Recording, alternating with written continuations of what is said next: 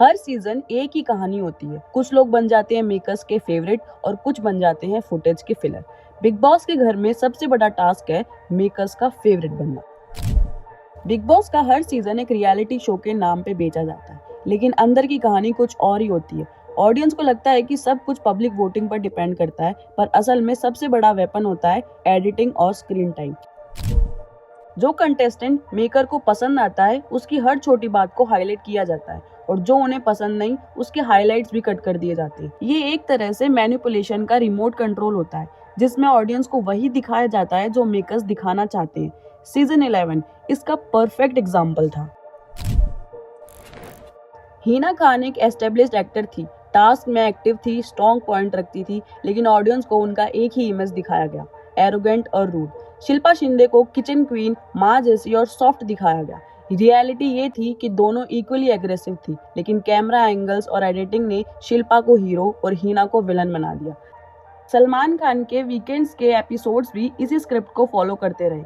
हिना खान की रोज क्लास लगती थी और शिल्पा को प्रेज मिलता था। रिजल्ट ऑब्वियस था, शिल्पा ट्रॉफी लेकर गई। सीजन 13 में सिद्धार्थ शुक्ला केस और भी इंटरेस्टिंग था। अगर किसी और कंटेस्टेंट ने वही हरकतें की होती, गाली, धमकी, फिजिकल पुश, तो वो तुरंत एलिमिनेट हो जाता, लेकिन सिद्धार्थ का हर रूल तोड़ना इग्नोर किया गया, क्योंकि उस सीजन की टीआरपी मशीन वही था। मेकर्स को पता था कि ऑडियंस सिद्धार्थ और शहनाज की जोड़ी देखना चाहती है, तो उन दोनों को सेंटर स्टेज पर रख दिया गया। जब रश्मि देसाई और आसिम रियाज जैसे कंटेस्टेंट स्ट्रॉन्ग होते गए, तब भी हर बार उन्हें नेगेटिव दिखाया गया। आखिर में ट्रॉफी सिद्धार्थ को मिलना कोई सरप्राइज नहीं था, वो पहले से ही फिक्स लग रहा था। रुबीना का सीजन भी इसी पैटर्न पर चला। हर फाइट में रुबीना को फ्रंट सीट, हर टास्क में उनकी फुटेज सबसे ज्यादा। जब उनकी पर्सनल लाइफ अभिनव शुक्ला के साथ रिश्ते की प्रॉब्लम्स एक्सपोज हुई, मेकर्स ने उसे सिंपैथी पैकेज बना दिया। राहुल वैद्य ऑडियंस फेवरेट थे, पर उनको या तो बैकग्राउंड में रखा गया या फिर एक जेलस राइवल बनाकर एडिट किया गया। जब तक फिनाले आया, पब्लिक को लग रहा था कि ट्रॉफी रुबीना की ही है, क्योंकि मेकर्स ने उन्हें एक लाइनेस बना दिया था जो हर वीकेंड सलमान की डांट खाकर भी स्ट्रॉन्ग और सच्ची दिखाई गई। और सबसे ज्यादा कंट्रोवर्सी सीजन 15 में हुई, जहां पब्लिक ने क्लियरली देखा कि प्रतीक और करण कुंद्रा सबसे पॉपुलर थे। सोशल मीडिया पर उनके नाम ट्रेंड होते थे, वोटिंग पोल्स में भी वही टॉप पर थे। लेकिन फिनाले के दिन मेकर्स ने सबको शॉक कर दिया, तेजस्वी प्रकाश को विनर अनाउंस करके, और उसके अगले दिन ही तेजस्वी को एकता कपूर का नागिन का लीड रोल मिल गया। अब ऑडियंस को लगना शुरू हुआ कि बिग बॉस के ट्रॉफी और टीवी के कॉन्ट्रैक्ट्स एक पैकेज डील में दिए जाते। ये सिर्फ 4 सीजन्स के उदाहरण हैं, लेकिन पैटर्न वही है। जिस कंटेस्टेंट में मेकर को टीआरपी दिखाई देती है, उसको हर सिचुएशन से बचाया जाता है। अगर वो एग्रेसिव है तो उसका एग्रेशन पैशन बना दिया जाता है, अगर वो मैनिपुलेट करता है तो उसको मास्टरमाइंड बोल दिया जाता है। असल सच ये है कि बिग बॉस का घर एक एडिटिंग रूम से चलता है, ना कि घर की अंदर की सच्चाई से।